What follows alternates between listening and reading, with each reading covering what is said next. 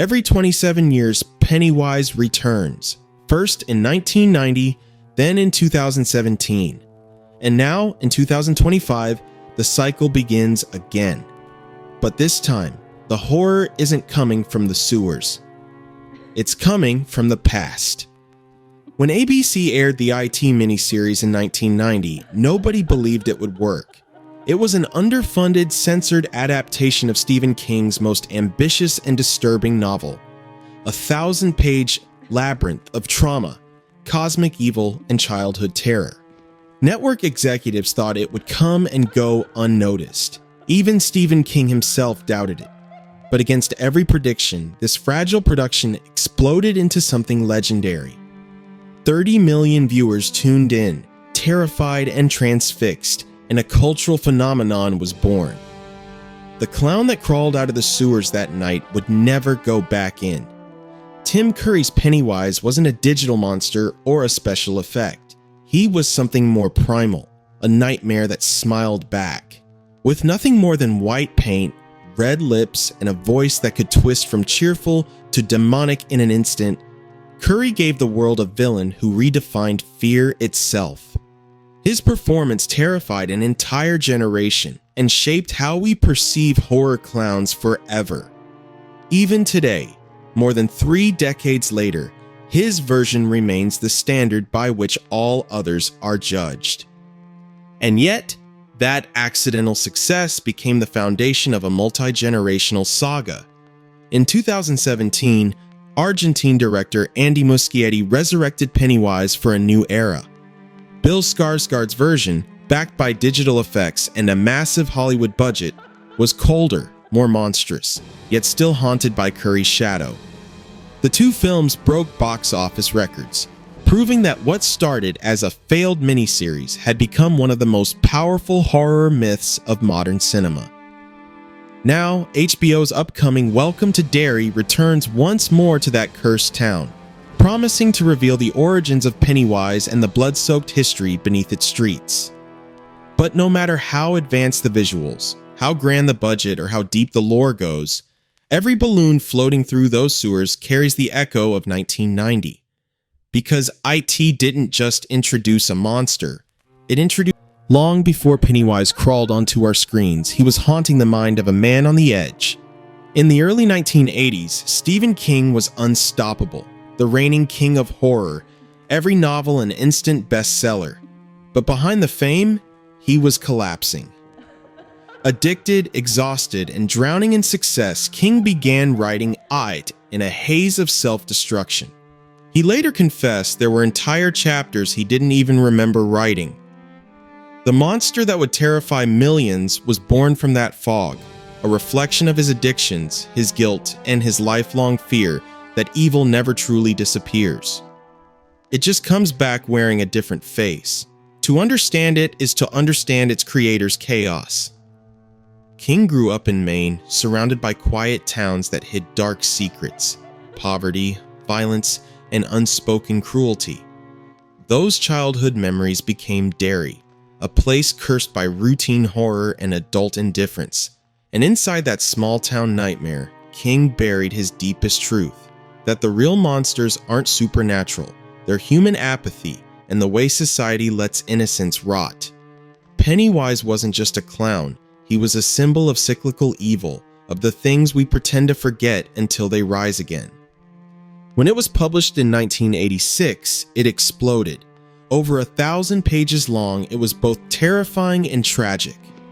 A coming-of-age story disguised as horror. It became the best-selling book in America that year, cementing King not just as a novelist, but as an architect of fear. But it wasn't simply another ghost story. It was a confession. The Losers Club represented innocence, courage, and trauma. Everything King had lost and longed for. Derry, meanwhile, mirrored his addictions, a place where poison lurked beneath normality, where evil returned every 27 years, just like his own recurring demons. And here's the haunting part. It keeps coming back in our world, too. From the 1990 miniseries to the 2017 films, and now HBO's Welcome to Derry, Each return mirrors King's original idea. That evil never really dies, it only sleeps. What began as King's therapy session has become an endless cycle of retelling and rediscovery. Every generation meets Pennywise differently. First as Curry's manic grin, then as Skarsgård's inhuman stare, and soon through the new series' deeper origin story. Yet at its heart, the message remains the same. The monster isn't just under the town, it was like trying to fit a nightmare inside a teacup. When Hollywood got its hands on Stephen King's 1,000-page monster, no one knew what to do with it. The novel jumped between two timelines, mixed cosmic horror with childhood nostalgia, and dove into places no studio dared to go, from trauma to metaphysical terror. Even the idea of turning it into a feature film was madness. So ABC, desperate to capitalize on the King craze, came up with a compromise, split it into a 2-night television event. A move that sounded ambitious on paper, but was basically a creative suicide note. The first name attached to direct was none other than George A. Romero, the man behind Night of the Living Dead. If anyone could handle the darkness of Derry, it was him. But creative differences and budget constraints quickly sent Romero walking. What remained was chaos. Writer Lawrence D. Cohen, who had already adapted Carrie, was left alone to perform surgery on a 1,000-page beast. He had to strip away entire dimensions of King's mythology: the cosmic turtle, the ritual of Chud, the interdimensional layers of Pennywise. A BC wanted horror, yes, but not that kind of horror. Keep it scary, they said, but make it safe for families. In other words, turn existential terror into television-friendly suspense. What followed was a tug-of-war between art and commerce. How do you preserve the soul of King's darkest story when the network doesn't even want to show blood? Cohen and the producers walked a creative tightrope. Too faithful, and they'd lose the mainstream audience. Too tame, and they'd lose King's readers. Every page of the script was a compromise. Every scene a battle between imagination and censorship. The result was something halfway between a horror epic and a bedtime story. And yet, this impossible adaptation became the reason the miniseries worked at all. By removing the cosmic elements, the focus shifted inward, to the human side of fear, to the fragile bond between childhood innocence and adult trauma. Stripped of spectacle, IT became raw and emotional. What was lost in mythology was gained in intimacy. Years later, Andy Muschietti's 2017 and 2019 films would return to the elements television couldn't touch: the cosmic horror, the psychological depth, the full brutality of Pennywise. And now, HBO's Welcome to Derry promises to explore those missing layers even further, taking us back to the horrors ABC refused to show. But none of it, not the movies, not the series, not the billion-dollar franchise, would exist without that first leap of faith in 1990, when a handful of filmmakers dared to do the impossible: bring Stephen King's most terrifying vision to life on primetime TV, and survive the experience. By the late 1980s, Stephen King wasn't just the most famous horror writer in the world. He was also one of the most betrayed. Hollywood loved his stories, but rarely his vision. Every time he handed over a manuscript, it came back twisted into something unrecognizable. The deepest wound of all was The Shining. When King sold the rights, he never imagined his novel, a tragic story about alcoholism, redemption, and a father's descent into madness, would be transformed by Stanley Kubrick into a cold, cerebral labyrinth. Kubrick's film became a masterpiece, yes, but not King's masterpiece. It stripped away the humanity, turned Jack Torrance into a maniac from frame one, and replaced emotional terror with aesthetic precision. King hated it. He called it beautifully made, but hollow. That experience scarred him for life. So when ABC began preparing IT, the fear behind the scenes wasn't just Pennywise. It was Stephen King himself. Everyone involved knew what happened when a director ignored his vision. They didn't want another Shining war. The network treaded carefully, terrified of provoking the King curse. Yet, ironically, King wasn't even watching. Exhausted, disillusioned, and focused on writing, he distanced himself completely. He didn't visit the set, didn't review the script, didn't argue with producers. He had learned to let Hollywood make its own mistakes. IT, after all, was a story born of his pain. A book written between relapses, family struggles, and late-night paranoia. Maybe part of him couldn't face it again. That absence haunted the production. Director Tommy Lee Wallace, who replaced Romero, knew he was stepping into sacred territory. He respected King deeply, but also understood that a TV miniseries couldn't capture every cosmic layer or psychological nuance. So he chose to focus on emotion, the loss of innocence, the fear of memory, the horror of coming home. It was his way of honoring King without repeating Kubrick's crime, to adapt it as tragedy, not spectacle. Ironically, King's shadow gave the project its power. Every creative decision, from Pennywise's makeup to the children's dialogue, carried an unspoken question. Would Steven approve? That pressure turned the set into a psychological battlefield. Yet somehow, it also brought discipline. Out of fear of failing him, they made something that captured his essence. It wasn't faithful to the letter of the book, but to its spirit. And in a poetic twist, decades later, the same tension still drives the franchise. Andy Muschietti's modern films blend Kubrick's precision with King's empathy, while Welcome to Derry promises to explore the unseen corners of King's mythology with the creative freedom TV once denied. It's as if, after all these years, Hollywood is still trying to make peace with the ghost of Stephen King. And that ghost, like Pennywise, never really leaves. When George Romero walked away from IT, everyone thought the project was dead. He was the king of the undead, the master of low-budget horror. If he couldn't handle Stephen King's 1,000-page monster, who could? ABC was panicking. The network had already sunk money into sets, costumes, and pre-production. They needed a director who could save the ship without demanding a fortune. And that's when they called Tommy Lee Wallace, a name most executives barely remembered, but one that horror fans would come to revere. Wallace wasn't a celebrity director. He was a craftsman, a problem solver, the man who had stood beside John Carpenter during Halloween and The Fog, learning the art of making fear out of nothing. He didn't have Romero's fame, but he had something more valuable: resilience. ABC handed him an impossible task: film it with half the budget, half the time, and twice the restrictions. Wallace didn't flinch. He'd spent his career turning limitations into suspense. If he couldn't rely on gore, he'd rely on atmosphere. If he couldn't afford monsters, he'd let imagination do the work. But what made Wallace perfect for IT wasn't just his skill, it was his temperament. Where Romero might have fought the network, Wallace adapted. He understood television. He knew how to dance around the censors, how to hide horror in suggestion rather than blood. He treated King's story like a haunted memory instead of a creature feature.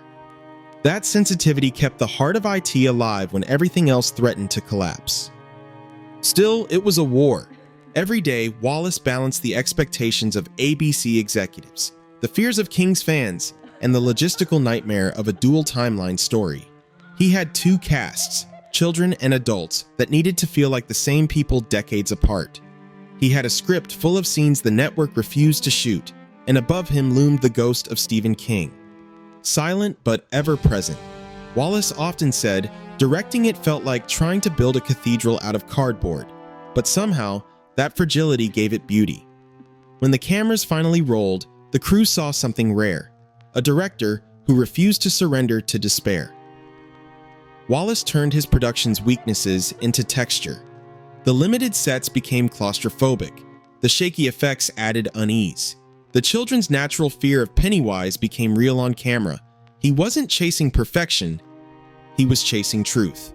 And that's why, even decades later, IT feels authentic in a way most polished horror doesn't.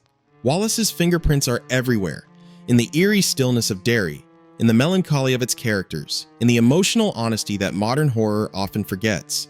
He didn't just direct a miniseries, he led a rescue mission. Without him, IT might have drowned in its own ambition. Now, as HBO's Welcome to Derry reopens the sewers with modern tools and limitless budgets, Wallace's ghost lingers in every frame, because he proved that true horror doesn't need spectacle, it just needs conviction. And that's what makes his version timeless. For Tommy Lee Wallace, the true soul of IT wasn't the monster, it was the children who faced it. The story of Derry was never just about horror, it was about friendship, trauma, and the unspoken bond between kids who learned too early that adults couldn't protect them. If those relationships didn't feel real, the whole project would collapse. ABC wanted recognizable faces, Wallace wanted authenticity, and in that battle, he built one of television's most memorable ensembles. Casting began with an impossible challenge: find two sets of actors, children and adults, who not only resembled each other but could share a single emotional identity. They had to convey the same scars, the same memories, the same quiet terror of returning home. After hundreds of auditions, the production landed on the perfect combination: Jonathan Brandis as young Bill Denbrough, Emily Perkins as Beverly, Brandon Crane as Ben, and a young Seth Green as the fast-talking Richie Tozier. They were raw, talented, and fearless. Kids who carried real emotion beneath the surface. For the adult versions, Wallace turned to television royalty: John Ritter, Richard Thomas, Annette O'Toole. Their presence gave credibility to a project that otherwise looked doomed. But talent wasn't enough. Wallace knew the magic of IT lived in the chemistry between the losers. He did something rare for a TV production. He brought both casts together for rehearsals, forcing them to build a shared rhythm, to feel like one person split by decades. He had them talk, laugh, and cry together. It worked. Their performances mirrored each other in subtle gestures and speech patterns. You could believe these adults were once those kids. That emotional continuity became the glue holding the miniseries together. Off-screen, Derry came to life in the quiet corners of New Westminster and Vancouver. These Canadian towns, with their faded Victorian houses and damp gray skies, became the perfect double for King's haunted Maine. The irony was poetic. A fake town, built on low-budget sets, ended up feeling more real than most Hollywood backlots. Every brick seemed soaked in memory, every sewer drain whispering secrets. The cast bonded quickly, but fear was never far away. Many of the child actors later admitted that the line between acting and reality often blurred. The constant tension on set, the darkness, the intensity, the looming presence of Pennywise became part of their actual experience.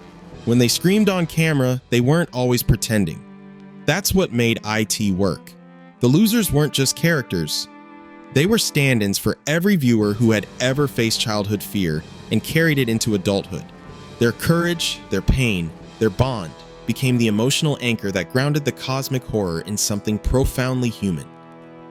Today, even as Andy Muschietti's films and HBO's Welcome to Derry introduce new faces, the 1990 cast remains iconic. Not for fame, but for sincerity. They made us believe in friendship stronger than fear, and that's something no CGI or big budget can replicate. Every great horror story has a moment when it stops being fiction and becomes legend. For it, that moment was the day Tim Curry stepped onto set in grease paint and red hair. Up until then, the miniseries was a fragile project barely holding together. Limited budget, censorship, creative fatigue. But the moment Pennywise appeared, something changed. The clown wasn't just another villain. He was the show. Every scream, every shiver, every memory from 1990 centers around that painted smile. Finding him wasn't easy. The production searched endlessly for the right face. Someone who could make viewers laugh one second and paralyze them the next. Names like Malcolm McDowell, Roddy McDowell, even Alice Cooper were floated. Each had the intensity, but not the mystery. Then came Tim Curry, already a cult icon from the Rocky Horror Picture Show and Ridley Scott's Legend. He had charisma, unpredictability, and a voice that could slide from charming to demonic in an instant. But there was one problem. He hated makeup. During Legend, Curry spent hours trapped under latex prosthetics that caused panic attacks. He'd sworn never to do it again. When ABC offered him Pennywise, he almost refused. But then he read the script. There was something magnetic about the idea, a cosmic predator disguised as a clown, feeding not just on children's flesh, but on their fear. It wasn't just a role, it was theater, it was myth. Curry agreed. On one condition: no prosthetics. The makeup had to be simple, human. The result changed horror forever. Gone were the monstrous designs. Instead, Pennywise looked like the kind of clown you might actually meet. A face meant to entertain, warped by something invisible. The simplicity made it worse. You couldn't tell where the performance ended and the nightmare began. Curry's expressions, The grin that never softened, the eyes that shifted from playful to predatory, became the true special effects. On set, his presence was electrifying. The child actors were genuinely terrified. Curry rarely broke character, preferring to keep his distance so the kids' fear stayed real. When the cameras rolled, he transformed completely. Every gesture, every laugh, perfectly calibrated chaos. The famous beep beep Richie wasn't in the script. He improvised it. So was the laugh, that rasping guttural explosion that sounded like joy and death colliding. It was raw, unscripted, unforgettable. In that moment, Pennywise stopped being a monster from a book and became something else, a symbol. He embodied the essence of fear itself, bright, familiar, impossible to ignore.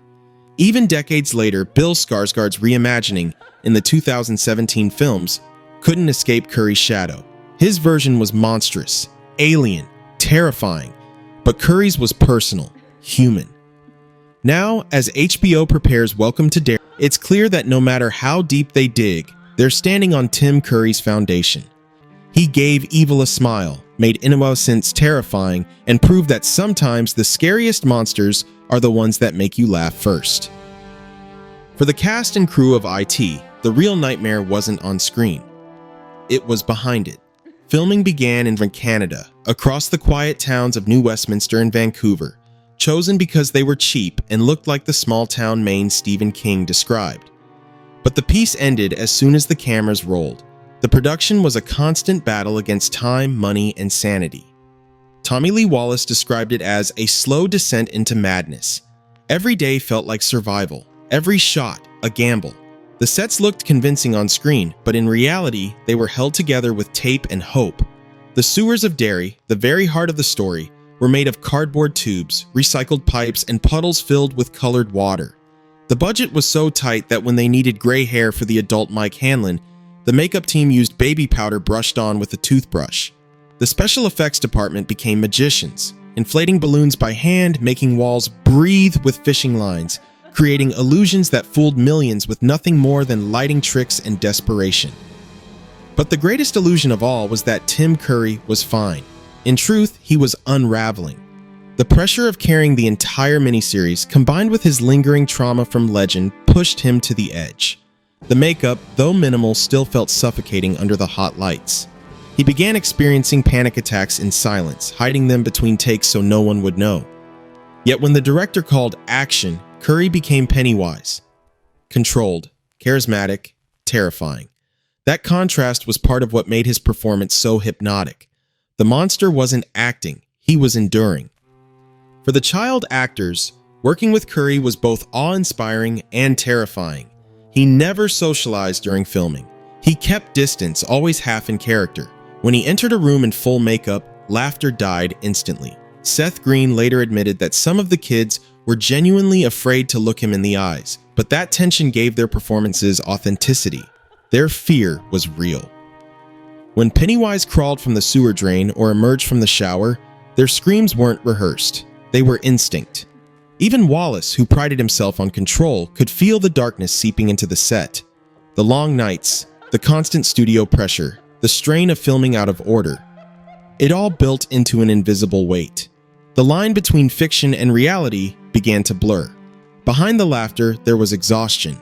Behind the makeup, panic. The entire production became an embodiment of the story itself, a group of people trapped in a nightmare, fighting to finish what might destroy them. And yet, that suffering became part of the magic. The exhaustion, the anxiety, the raw emotion. They all bled into the screen. You can feel it when you watch the miniseries today. The claustrophobia, the unease, the sense that everyone's barely holding it together because they weren't. The horror of IT didn't just happen in Derry. It happened on set, in real time. And that's what made it unforgettable. Now, as HBO's Welcome to Derry gears up to revisit that cursed town, it inherits more than a story. It inherits a legacy born of chaos and pain. Every scream in that show will echo back to the original. To a set where fear wasn't just acted, but lived. While Tim Curry's grin and the loser's screams defined the face of IT, it was the music that gave it a soul. Behind every sewer shadow and childhood flashback, there was a melody. Eerie, delicate, and strangely human. That sound came from Richard Bellis, a composer whose career had nearly vanished. He hadn't worked in Hollywood for years. He was running a carpentry business when the call came. ABC needed a score for a Stephen King adaptation. Fast, cheap, and unforgettable.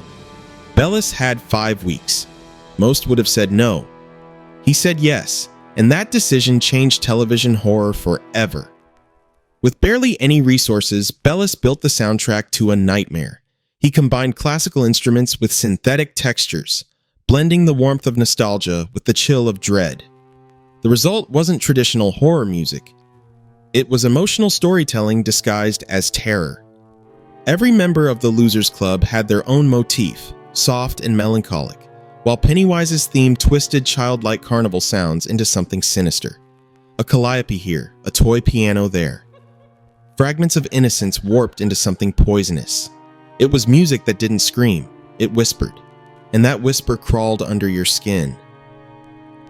Bellis refused to rely on cliches. He avoided the typical tritone, the devil's interval used in most horror films, because he wanted it to feel unique. Instead, he chased what he called the sound of unease, something that lived between harmony and chaos. The breakthrough came by accident.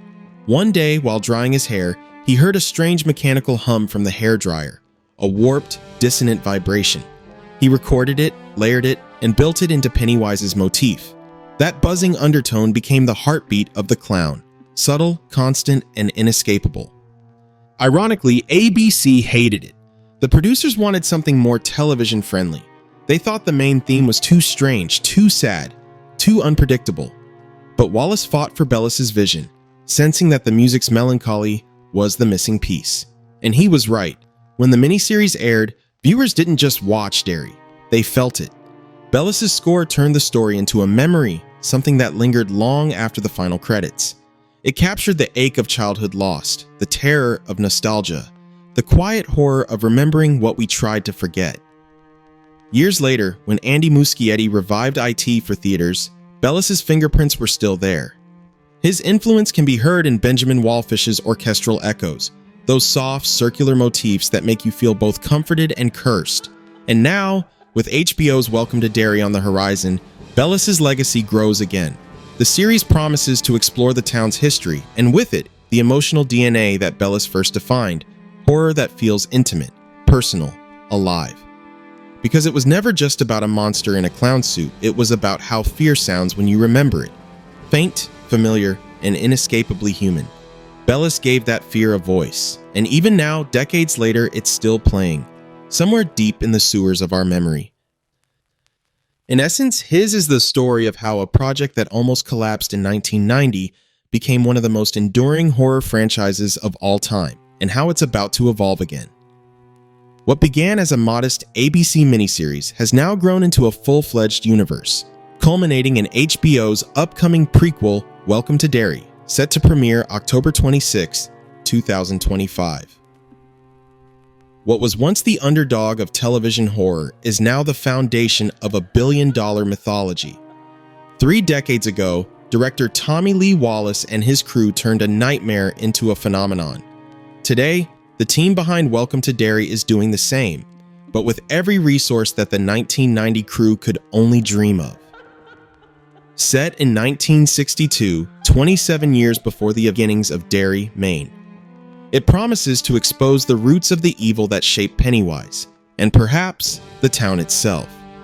Bill Skarsgård returns to the role that made him a modern horror icon, reprising his chilling performance while also joining the series as an executive producer. This time, the story will unfold in reverse, 3 seasons tracing the clown's appearances further and further into the past, from the racial tensions of the early 60s to the Great Depression, and finally to 1908, when Derry's curse first took hold. The narrative connects directly to Stephen King's original interludes, the mysterious reports and oral weaving links across the broader King universe. Producers have already confirmed subtle connections to The Shining, The Shawshank Redemption, and other stories set in the King multiverse. Depo, Taylor Page, Chris Chalk, and James Remar, with the show exploring not only Nightclub, one of King's most disturbing and symbolic events, early sequence, and NSFW Bloodbath. something we never thought HBO would let us air. After decades of adaptations, from the miniseries that terrified a generation to Muschietti's record-breaking films, Welcome to Derry isn't just another retelling, it's a reckoning. It's the story behind the story, the cycle before the cycle. Because in King's universe, evil never dies, it only sleeps. And every 27 years, Derry wakes up again.